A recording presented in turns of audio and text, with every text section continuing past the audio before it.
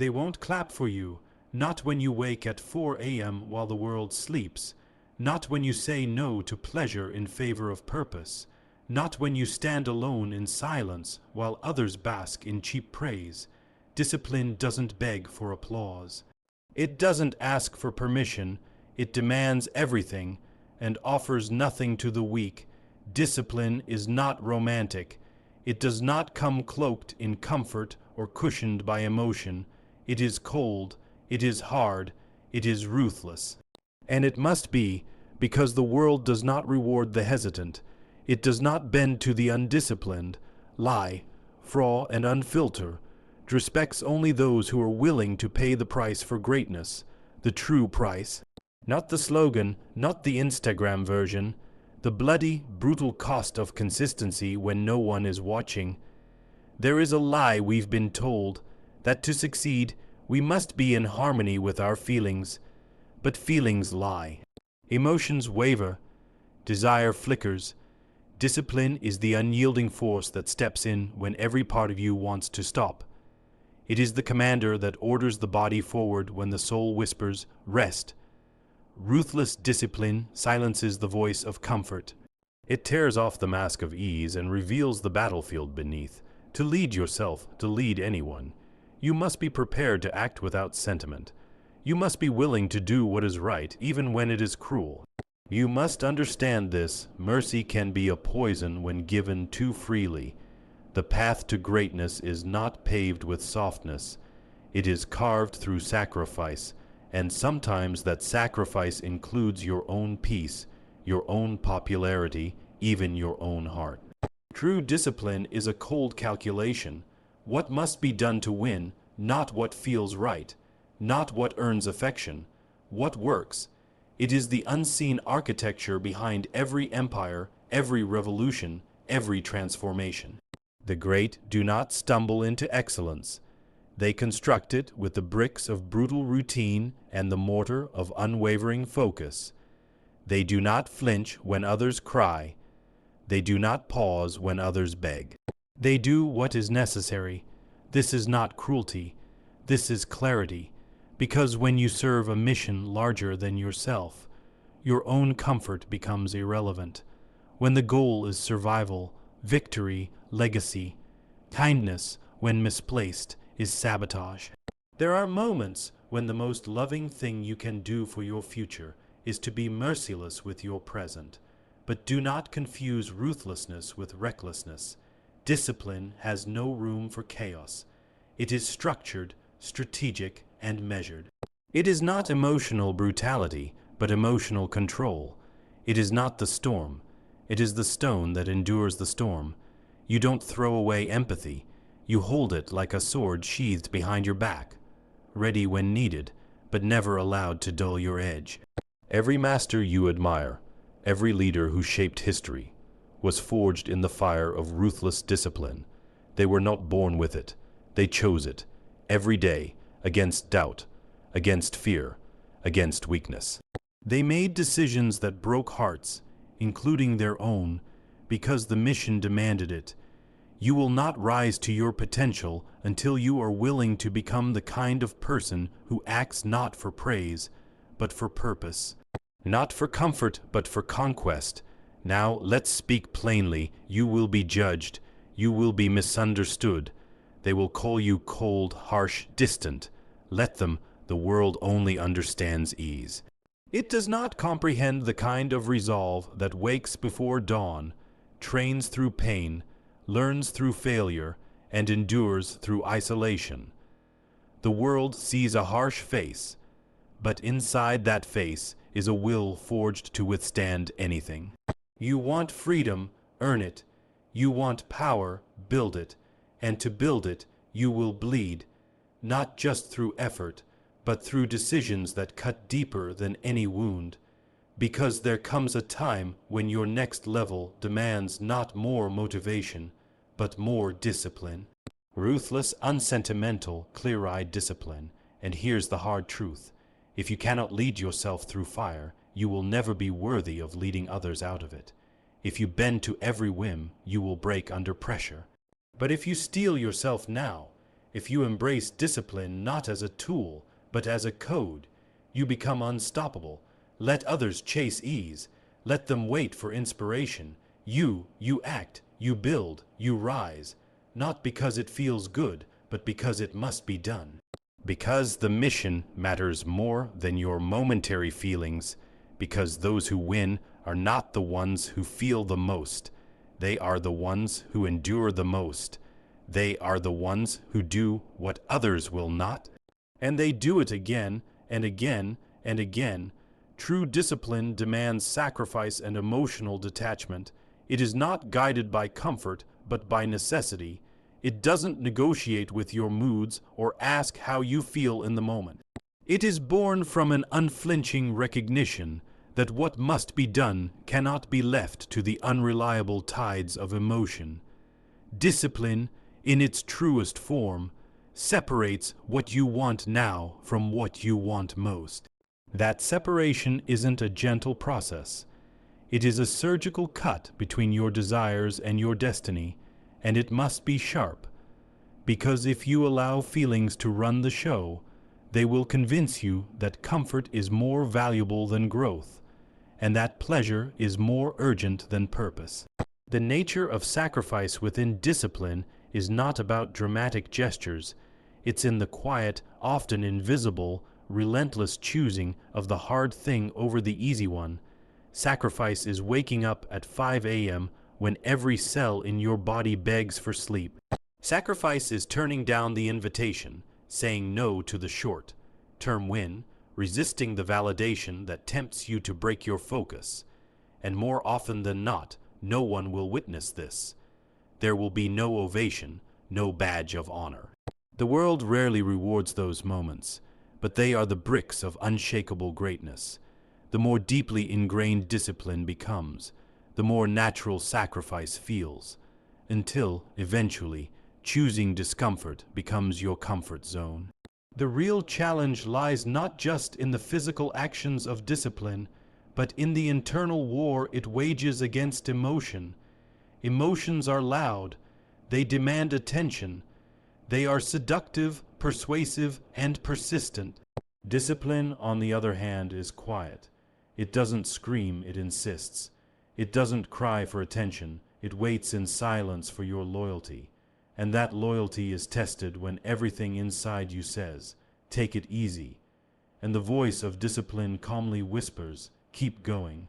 To listen to discipline over emotion is not to be heartless, but to have your heart held captive by a higher vision. In a world obsessed with self, care, and emotional validation, this idea may seem harsh, even toxic to some. But if greatness was built on comfort, more people would be great. Comfort is not the soil in which achievement grows. It dulls the edge. It makes people soft. And softness has never won wars, internal or external.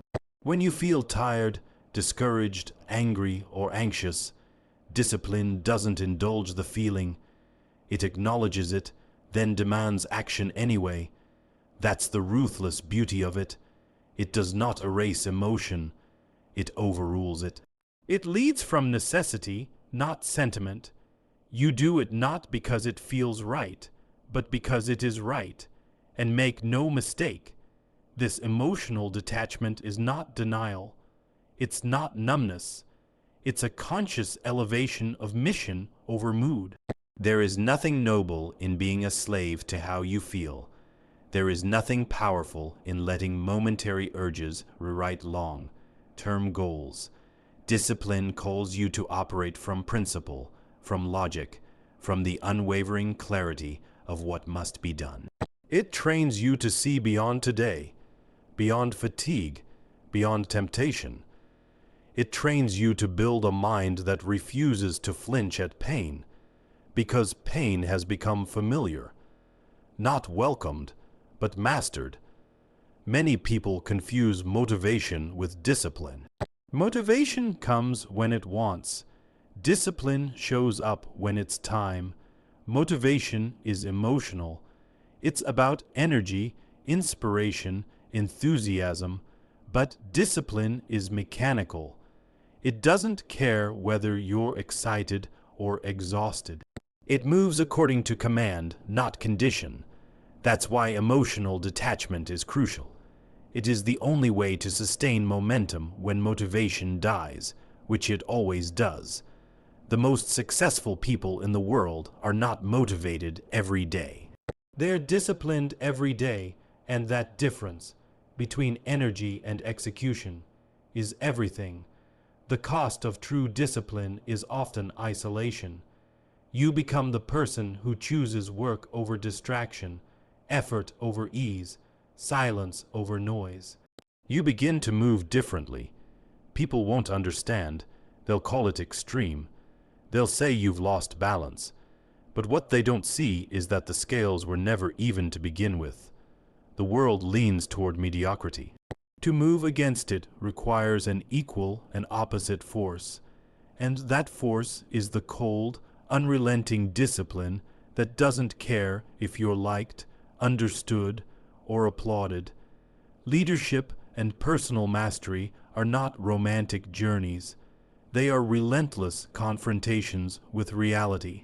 At their core lies the capacity to make hard, often unpopular decisions that serve a higher objective, not temporary comfort. The truth is, leadership is lonely. It demands the ability to carry burdens others avoid, to act with precision when others hesitate, and to choose principles over popularity. When you are driven by purpose, you cannot afford the luxury of pleasing everyone. You cannot lead by consensus when your vision requires clarity, speed, and decisiveness. There will be moments when you must choose between being liked and being effective. And if your goal is greatness, there is only one answer. The very essence of leadership is the willingness to be misunderstood in the service of something greater. That greater is not always obvious to others. You will face resistance. You will be called cold, controlling, distant. But a leader's duty is not to soothe feelings. It is to steer the mission. This requires a mindset that places long-term strategy above short-term satisfaction. True leaders make decisions that others are afraid to make, not because they enjoy conflict or discomfort, but because they understand what is at stake. There is a weight to real leadership that only the disciplined can bear. The weight of knowing you're doing the right thing even when it looks wrong to everyone else. To master yourself, you must practice the same principle. You must become your own leader, your own authority, and that means being willing to do what feels unnatural, inconvenient, even painful. The average person waits until they feel ready. They wait until it's easier, until they're motivated, until they're emotionally aligned with their goals. But those who achieve mastery do not wait. They act. They move forward despite discomfort. They recognize that every major breakthrough is preceded by a moment of internal resistance, and they push through that moment instead of shrinking from it. This is the difference between those who grow and those who remain stuck. The courage to act in the face of resistance, not after it passes. At the heart of this kind of decision-making is an uncomfortable truth. You will have to do things that make you unpopular, even to yourself. You will have to say no when everything inside you wants to say yes. You will have to turn down opportunities that glitter but do not serve your goal. You will have to confront your own weaknesses, not with pity, but with strategy. You must become ruthless with your own excuses. If something does not move you closer to your aim, it must be removed, no matter how attached you are to it. Mastery means living with this constant pruning of self, a relentless refinement of thought, behavior, and focus. Leaders, true leaders, do not seek validation, they seek results. They understand that not every decision can be democratic, not every action can be approved beforehand, and not every necessary move will be appreciated. This is what separates the few from the many, the willingness to act decisively while others stall, to stay focused when others wander, to keep building when others celebrate prematurely. The higher the goal, the fewer the people who will understand your path. And that's exactly why your discipline must be stronger than your need for approval. When you are guided by discipline rather than desire, you begin to trust logic more than emotion. You become a strategist, not just a dreamer. You don't chase what's appealing. You analyze what is essential, and this shift changes how you make decisions. Instead of asking, "Do I want this?" you ask, "Does this serve the mission?" That single change in your internal dialogue makes you a different kind of person. It detaches you from the noise and anchors you to purpose. That's when you stop chasing moods and start creating movement. The leadership mindset is not limited to boardrooms or battlefields. It begins in the smallest choices: how you spend your morning, how you manage your attention, how you respond to setbacks. Every moment is a vote, either for your strength or for your weakness, either for your vision or your distraction. Leadership begins with self-governance, the refusal to let impulse dictate action. The person who cannot lead themselves has no business trying to lead others. And the one who can master themselves can become unstoppable, because they are not ruled by shifting conditions, but by fixed commitment. There's a moment in every journey where you will be faced with a decision that requires you to cut something out. Comfort, a relationship, a habit, even a version of yourself. And that decision won't feel good. It won't come with applause. It will feel like loss. But in reality, it's the exact moment your leadership becomes real. Because it's easy to lead when things are going well. It's easy to be disciplined when the world agrees with you. But when you must act without approval, without safety nets, and with complete accountability, that is when you become more than someone with a goal. You become someone worthy of achieving it.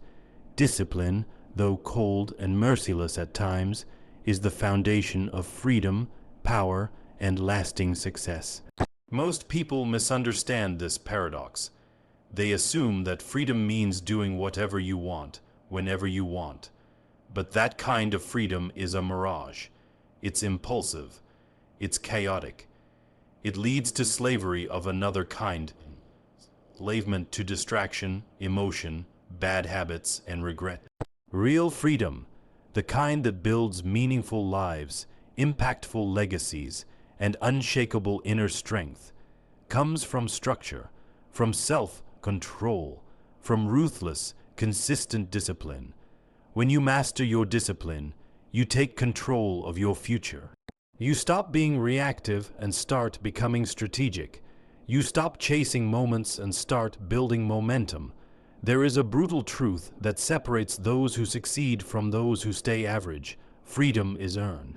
It is not gifted, and it is not achieved through luck. It is carved out of countless disciplined choices, stacked day after day when no one is watching.